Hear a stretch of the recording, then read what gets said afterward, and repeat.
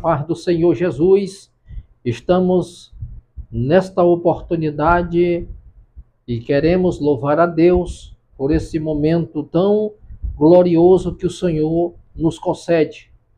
Queridos, nós estamos com um trabalho às sextas-feiras, trabalho de intercessão, cujo tema é Até que entrei no santuário do Senhor. A base desse tema é o Salmo de número 73. É o Salmo de Asaf. É bem verdade que este salmo ele traz grandes lições para as nossas vidas. Mas para que você entenda o conflito de Asaf, uma crise de fé, é importante nós sabermos quem foi Asaf. Eu vou ler alguns versículos para que nós possamos compreender a razão pela qual Asaf estava de todo desolado, por causa que ele tirou a visão de Deus e começou a olhar para a prosperidade do ímpio. Observe claramente quem foi Asaf. Asaf, no hebraico, significa acolhedor. Asaf era filho de Baraquias, filho de Levi. Você vai conferir isso em 1 Crônicas, capítulo de número 6, do versículo 39 ao 43. E Asaf também era da descendência de Gesson, ou Gersonitas. Os Gersonitas, eles eram o responsável pela ornamentação do culto, pela ornamentação do templo. Asaf era da descendência de Gersonita. A tribo de Levi era a tribo que não recebeu incumbência de trabalhar no campo, porque o Senhor era a herança deles. Observe claramente que para trabalhar no templo, assumir posições no templo, deveria ser da tribo de Levi, porque a tribo de Levi, o Senhor era a sua herança. O Senhor era a herança daquela tribo. Mas é importante também lembrar que, mesmo sendo da tribo de Levi, havia três famílias que o Senhor escolheu dentre eles para trabalhar exclusivamente. A família dos coatitas, a família dos gersonitas, como também a família dos meraritas. Então, essas três famílias, eles trabalhavam no templo, exclusivamente na organização do culto. Asaf, ele mudou a liturgia do culto em Israel. Asaf, ele trouxe para Jerusalém, juntamente com Davi, ele foi um dos cabeças, que quando Davi trouxe a Arca da Aliança para dentro de Jerusalém, Asaf foi um dos escolhidos. Observe claramente no texto que nós iremos discorrer do Salmo 73, esses 28 versículos. É importante lembrar que Asaf, quando Davi, como eu mencionei agora há pouco, trouxe a arca da casa de Obed-edom, observe que ele foi escolhido junto com Etan e Emã, liderando a adoração. Aonde é que eu vou encontrar isso? Em 1 Crônicas, capítulo de número 15, verso 16 ao 19. É importante lembrar que ele também era músico e também ele tocava um instrumento. Que instrumento era esse? Ele tocava uns símbolos, instrumento de percussão. 1 Crônicas, capítulo 16, versículo de número 15. É importante que Asaf, ele foi nomeado pelo rei Davi para ser líder principal da adoração. É importante, querido, você que está me ouvindo, compreender que Asaf, ele era um tangedor. Um tangedor é aquele que traz Deus para dentro do culto. É aquele que promove uma adoração perfeita. Asaf, como eu disse, ele mudou toda a liturgia do culto em Israel, introduzindo os instrumentos. E os cultos ficaram mais animados justamente por causa de uma nova liturgia. É importante lembrar também que o culto em Israel era 24 horas. Davi instituiu isso para que eles viessem estar trabalhando exclusivamente a fim de que Deus viesse habitar no meio deles. Asaf fazia isso com muita excelência.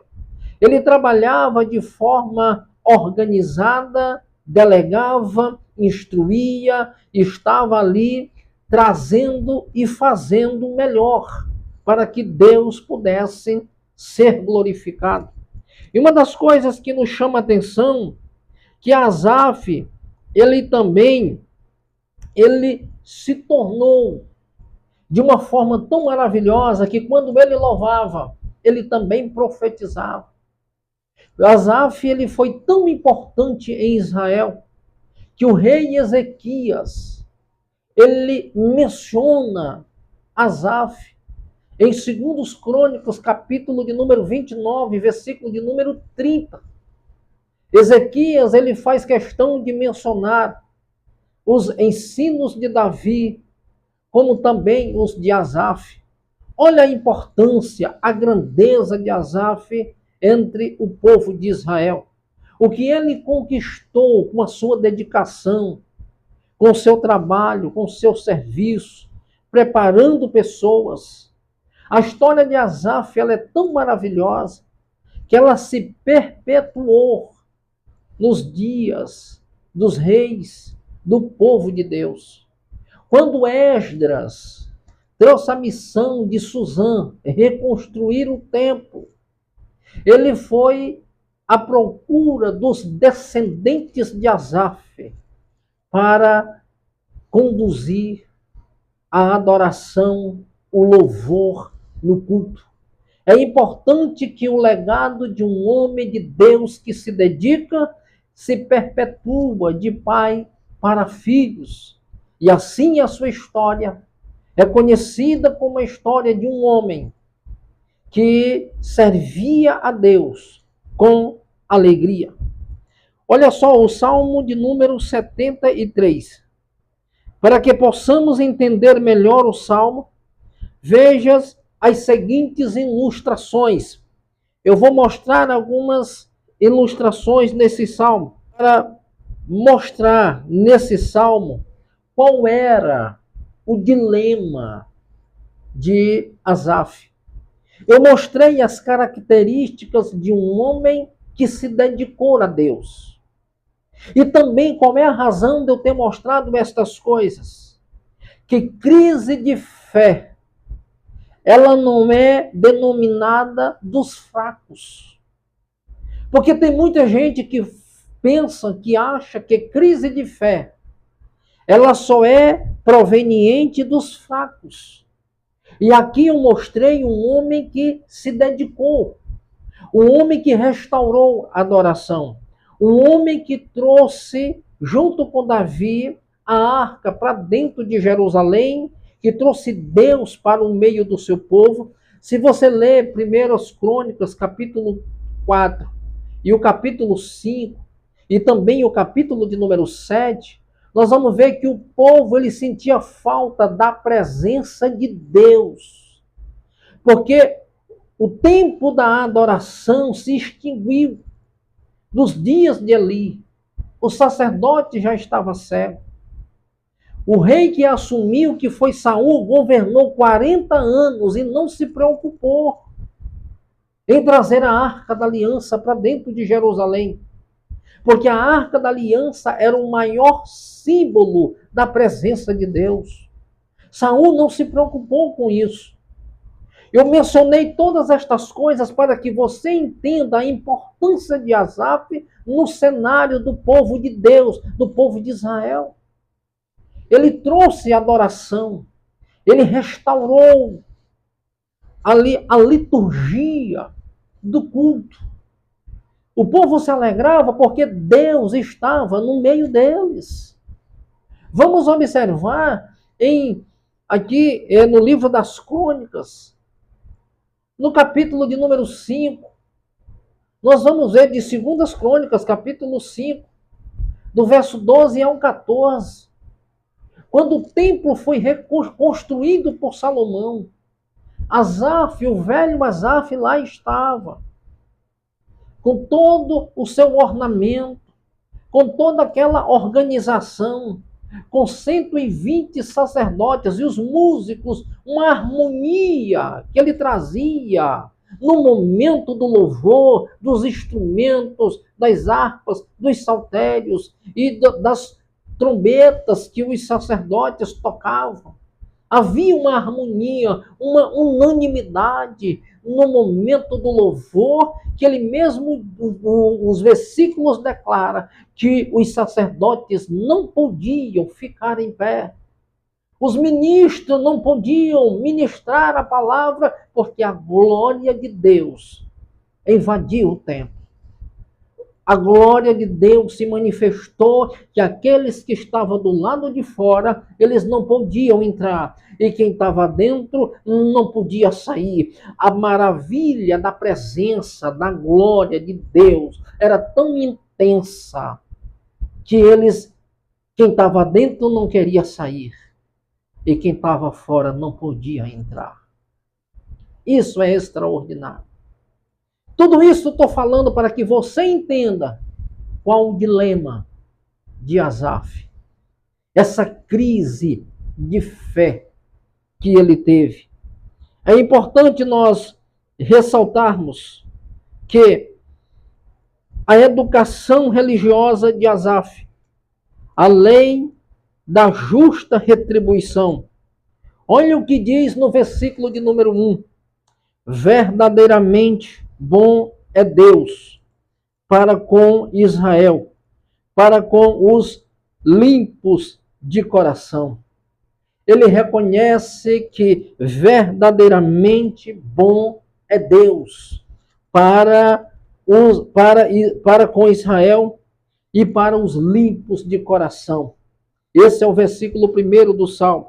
É importante que Asaf, como todo judeu, ele tinha sua fé em Deus. Como cada um de nós também temos a nossa fé em Cristo Jesus e no Senhor. Asaf tinha este princípio. Ele tinha fé no Senhor. Mas aqui nós vamos observar algo importante. Não é assim que acreditamos também. Esperamos que a nossa fidelidade, a nossa dedicação e santificação, abnegação, renúncia seja atribuída com bênção por Deus. É o fundamento da nossa compreensão. Cremos que se mantermos firmes e fiéis a Deus, Ele vai suprir as nossas necessidades. Asaf também pensava assim. Mas eu quero trazer a você algo importante. Essa também era a fé de Asaf. Ele cresceu ouvindo que Deus era bom para com Israel. Ele cresceu ouvindo isso. Deus é bom e a sua benignidade dura para sempre. Isso fazia parte da liturgia do culto, porque era isso que eles falavam. Era isso que ele estava intensificando.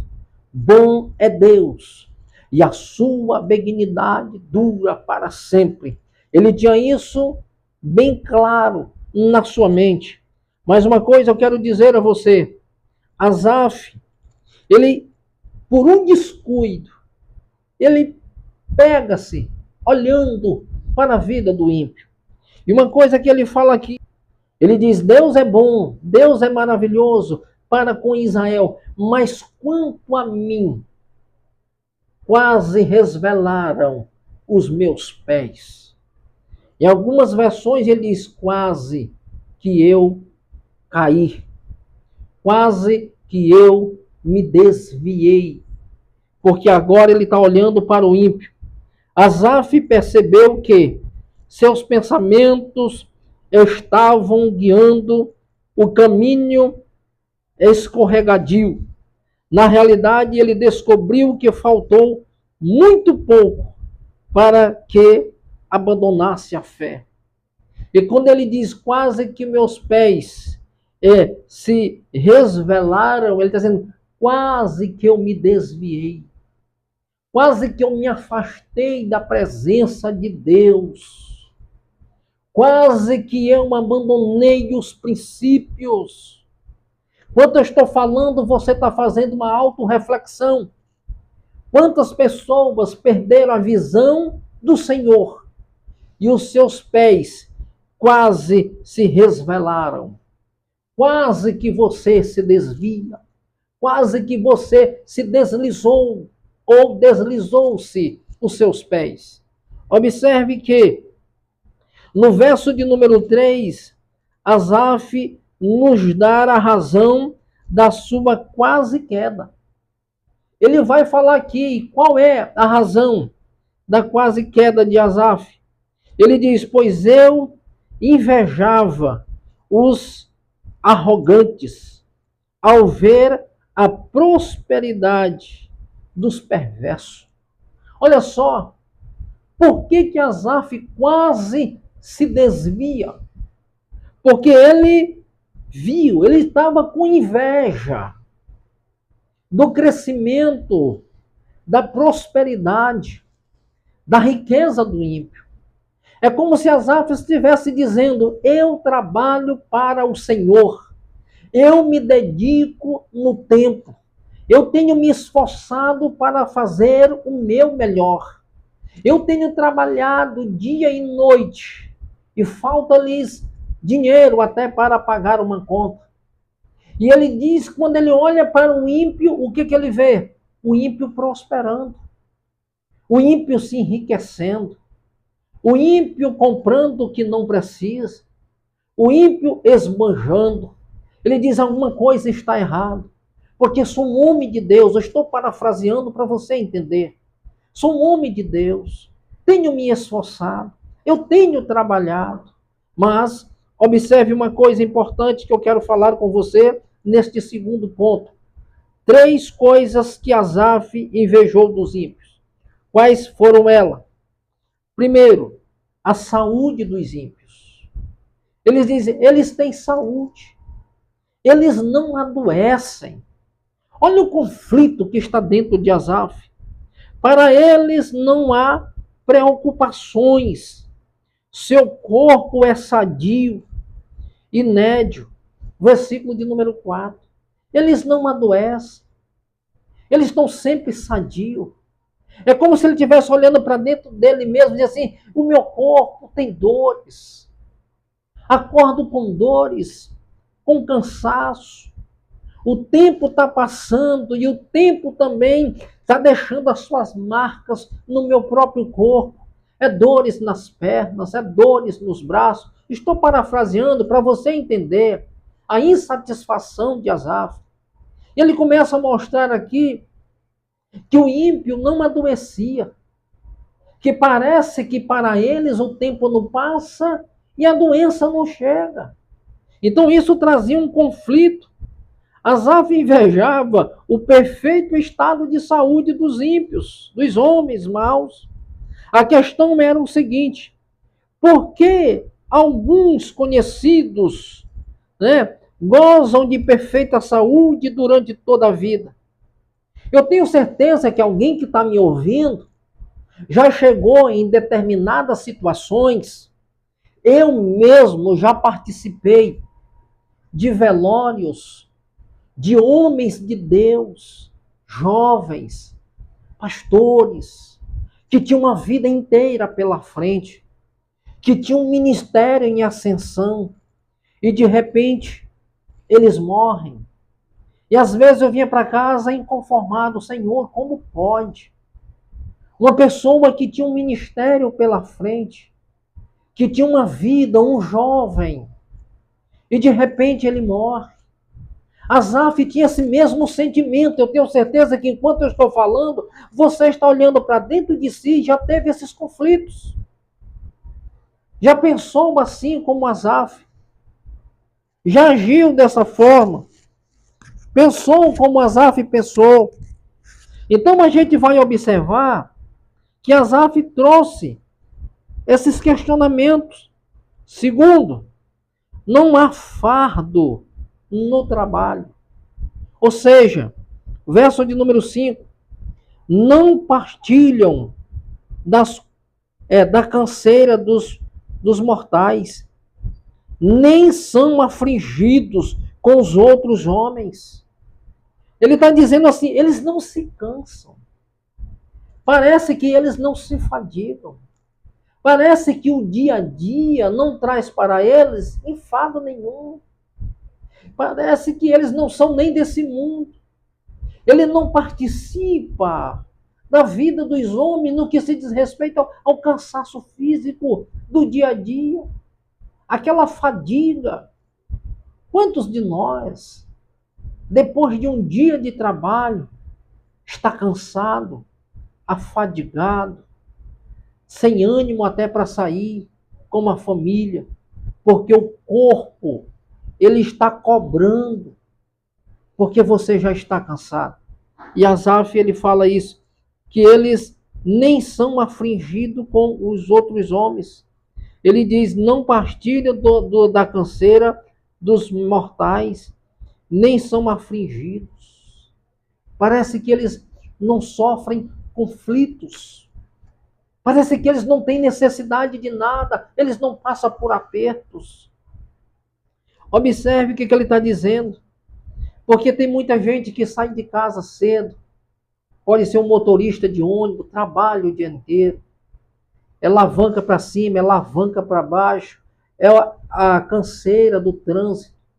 E Asaf está olhando e eles parecem que não se cansam, eles não se preocupam com trabalhos ou com o dia de amanhã, eles estão sempre de boa, eles não têm enfado do labor do dia. O 3 ele diz, a vida é um sossego. Verso de número 12, parte B. E prosperam no mundo e aumentam em riqueza. Ele está dizendo, olha, eles crescem, eles se enriquecem a cada dia. Enquanto ele está lutando para manter o mantimento diário da família, ele olha assim e diz, o ímpio, ele enriquece, ele troca de carro todo ano, ele compra o que não está à venda, ele bota preço nas coisas dos outros. Quando eles se sentam é para falar de dinheiro, de riqueza, dos prazeres dessa vida. Olha a visão de Asaf, olhando para as pessoas e vendo a condição dela. Quantas vezes muitos de nós já parou e disse, Senhor, eu sou teu servo, eu tenho te servido, eu tenho sido fiel, mas não sobra dinheiro nem para pagar as contas.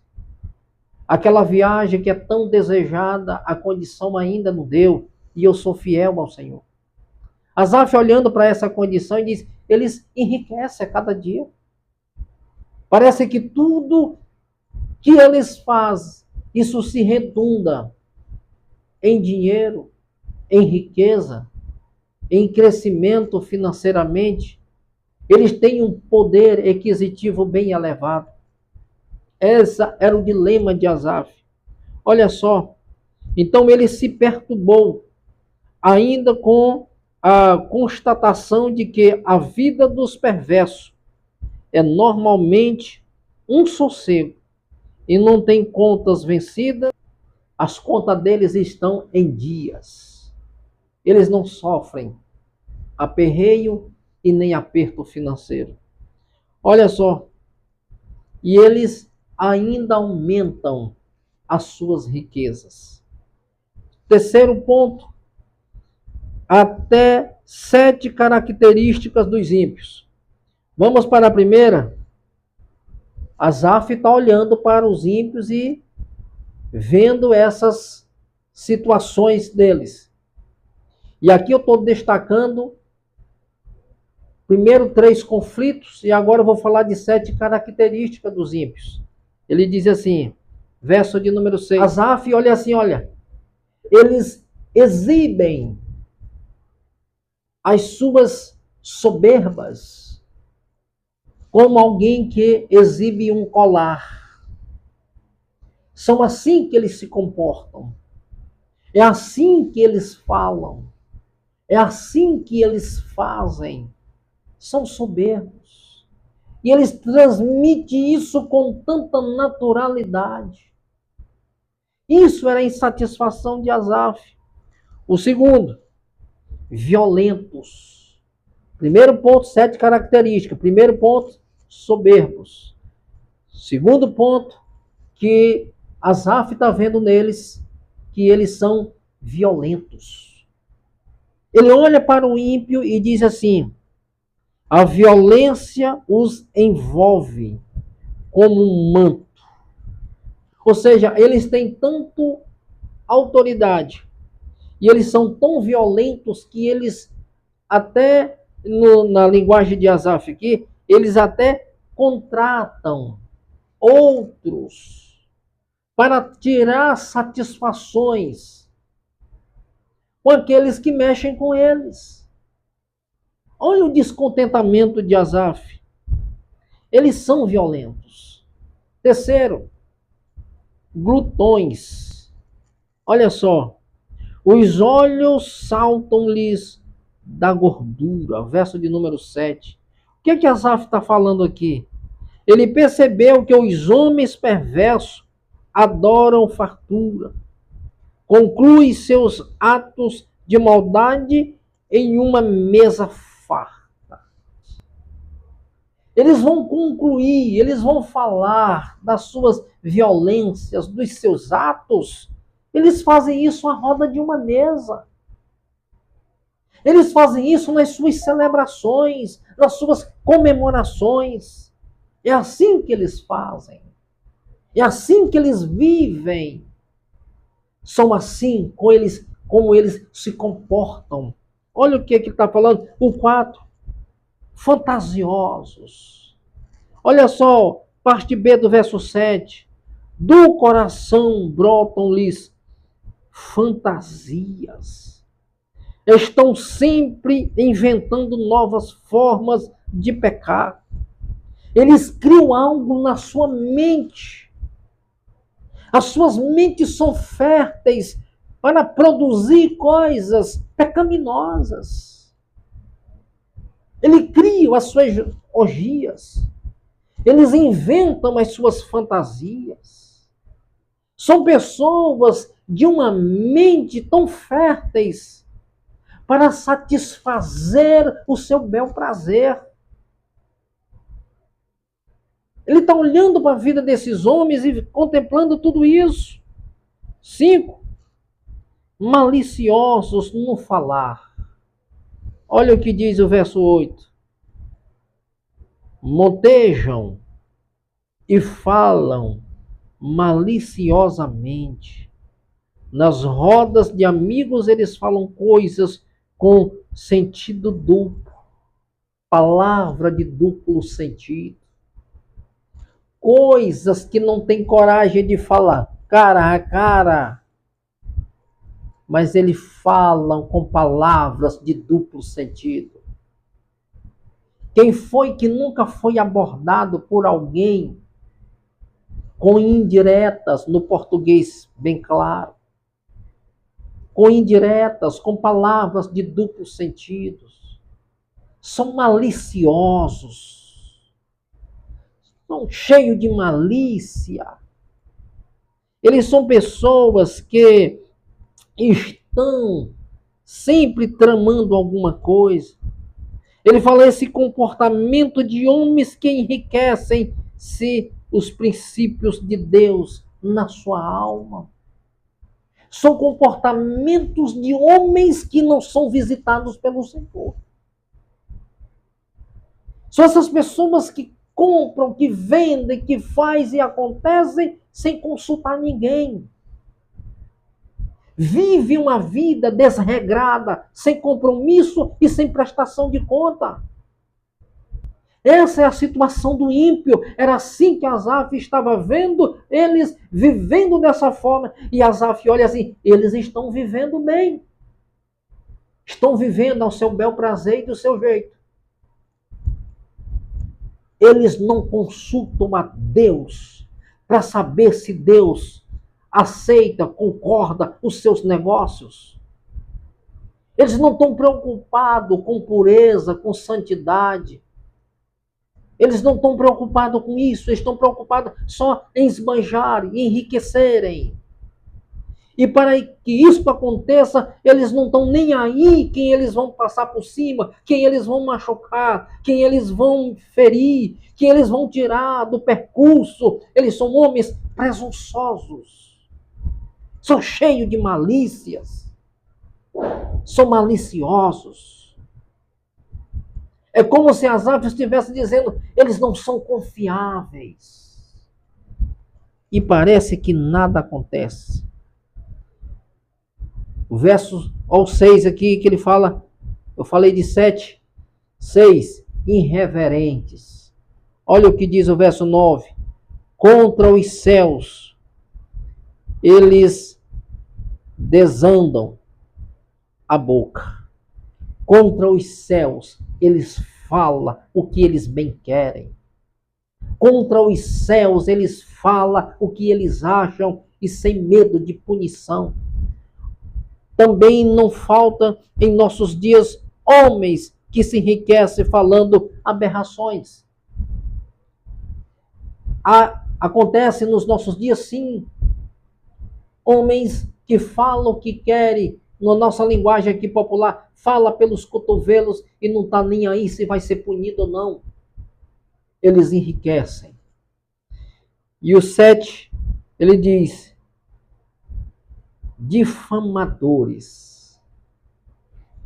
Verso 9, parte B. A sua língua percorre a terra. A sua língua percorre a terra. Fala com orgulho dos seus casos amorosos. Tais notícias percorrem a terra e falam de que viram e do que não viram. Ou seja, ele fala do irmão que do lado da direita, ele fala do irmão que está aqui à sua esquerda, ele fala o que eles querem e não estão nem aí com nada. É justamente isso que ele está dizendo. Ele fala, falam do que viram e do que não viram. Então são 7, que eu falei aqui, são 7 características dos ímpios. Eles agem dessa forma. Agora o 4 diz assim, ao atentar para a vida do ímpio, a visão de Asaf ficou ofuscada para 2 coisas. Qual foi elas? Deus se preocupa com a vida moral dos homens. Ele acha que Deus não se preocupava com isso. E Deus se preocupa com a vida moral do homem. Onde é que está isso? E eles dizem, como o sabe Deus. Há conhecimento no Altíssimo? Ele fala isso em razão de todos esse luxo, dessa prosperidade dos ímpios, manter sem esclarecimento da verdade seduz que Deus não está preocupado com as particularidades da vida moral dos homens, já o permite o sucesso dos ímpios arrogante. Esse é o pensamento deísta. Quem são os deístas? Que pensamento deísta é esse? Vou explicar. Acredita que Deus criou o mundo e o deixou ao acaso. O homem vive do jeito que quer, sem prestar conta com nada e com ninguém. Alguém que diz, eu sou dono da minha vida e eu faço o que eu quero, sem prestar conta a ninguém, nem a Deus e nem um outro ser. Isso é o deísta. São pessoas que simplesmente olham para o seu umbigo, que olham para si mesmo. São pessoas que não estão atentando que um dia eu e você prestaremos conta a Deus do que nós fazemos e do que nós não fizermos. Porque até do tempo que Deus nos dá, se nós usarmos de forma incorreta, prestaremos conta. Nós vamos prestar conta até do tempo que nós desperdiçamos. Haverá um dia em que todos os homens baterão de frente com o próprio Deus. Se nós estamos com Deus, nós estamos comprometidos. Se nós não estamos com Deus, nós estamos envolvidos. De uma forma ou de outra, nós passaremos por Ele. Nós bateremos de frente com Ele. Nós vamos estar frente a frente. Ele diz em Ezequiel, diz, e eis que te tirarei, eis que te levarei aos desertos dos povos, e lá eu tratarei contigo face a face. Tem gente que acha que vai fazer o que quer e não vai prestar conta. Vai prestar conta. Asaf estava com esse pensamento. Mas aqui Deus vai pedir a conta sim. Segundo, por esse motivo que Asaf achou que havia perdido o seu tempo. Olha o que diz o versículo de número 13. Na verdade, que em vão tenho purificado o meu coração e lavei as mãos na inocência. Oh, esse é o pensamento de Asaf. Mas olha aqui o que diz a Bíblia. Mas Deus se importa, pois ele disse em 1 Pedro, capítulo de número 1, verso 16, sede santo, porque o vosso Senhor é santo. Seja santo em toda a vossa maneira de viver. Uma outra coisa importante que ele fala em Hebreus capítulo 12, verso 14, segui a paz com todos e a santificação, sem a qual ninguém verá o Senhor. Então pensa que não vai prestar conta? Vai. Segui a paz com todos.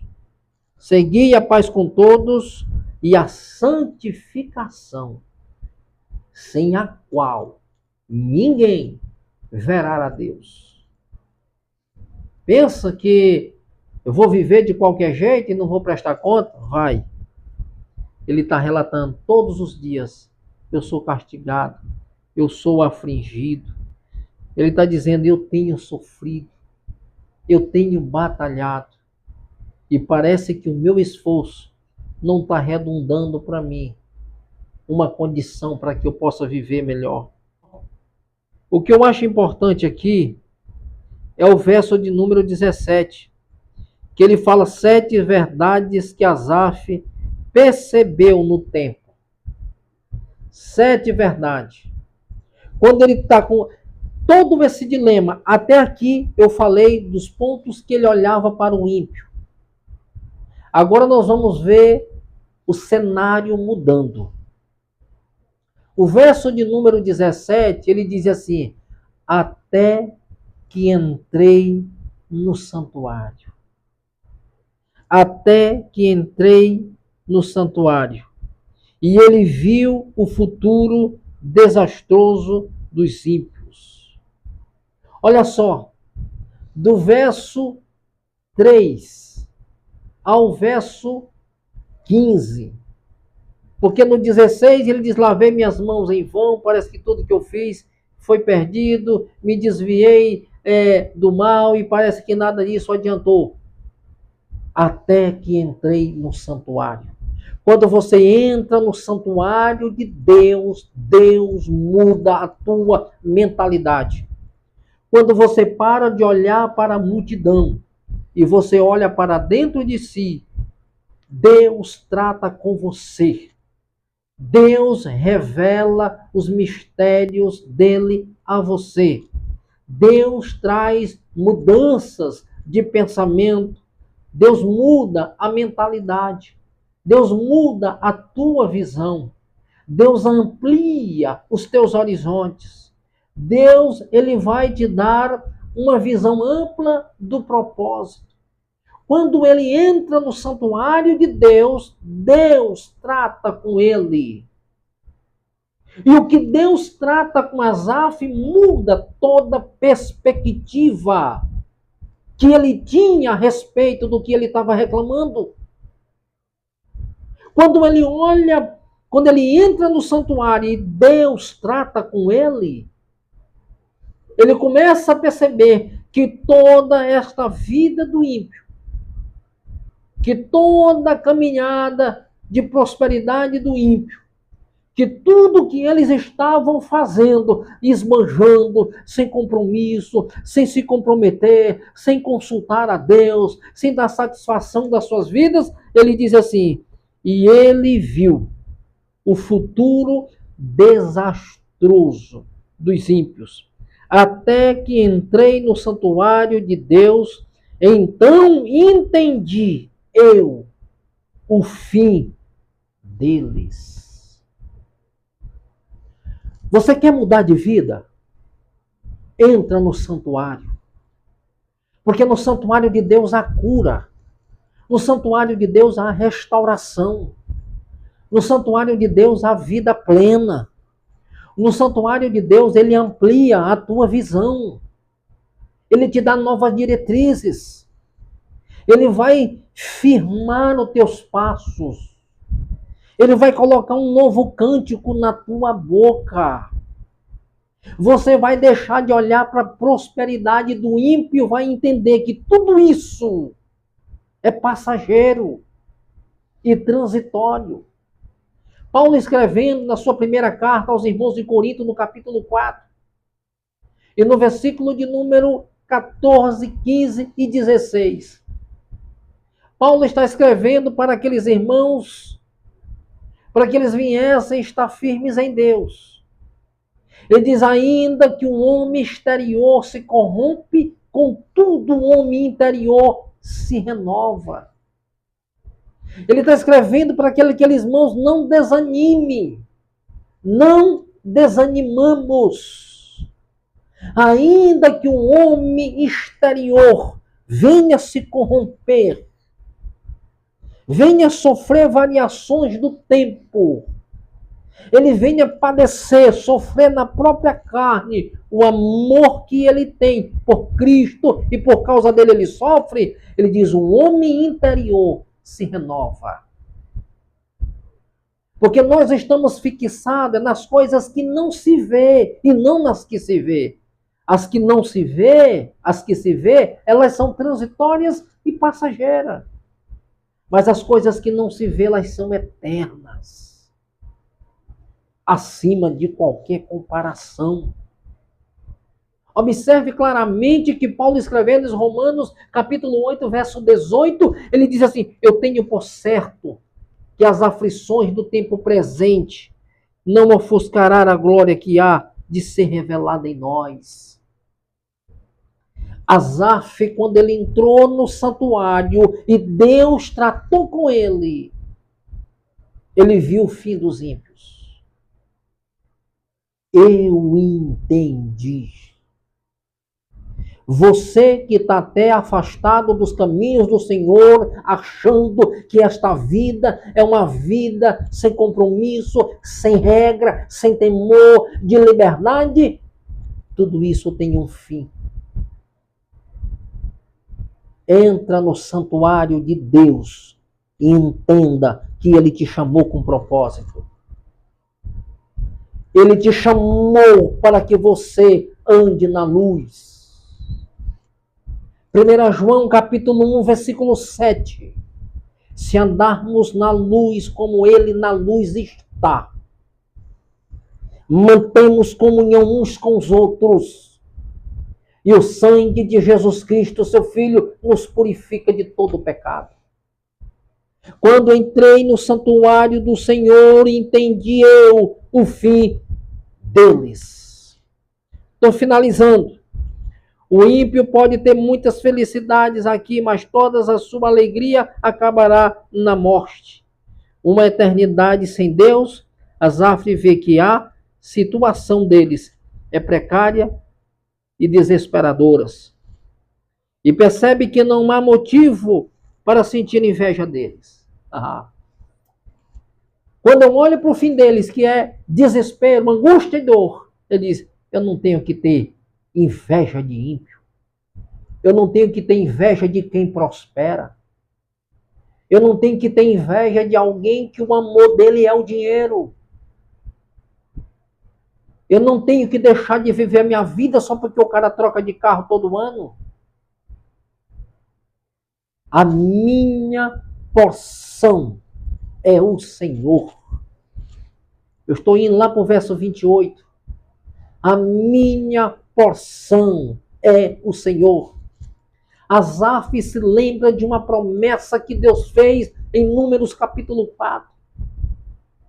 Que os primogênitos seria a porção do Senhor, mas por causa do pecado deles, os levitas, da tribo de Levi, o Senhor é a porção deles. E Asaf se lembra das riquezas espirituais.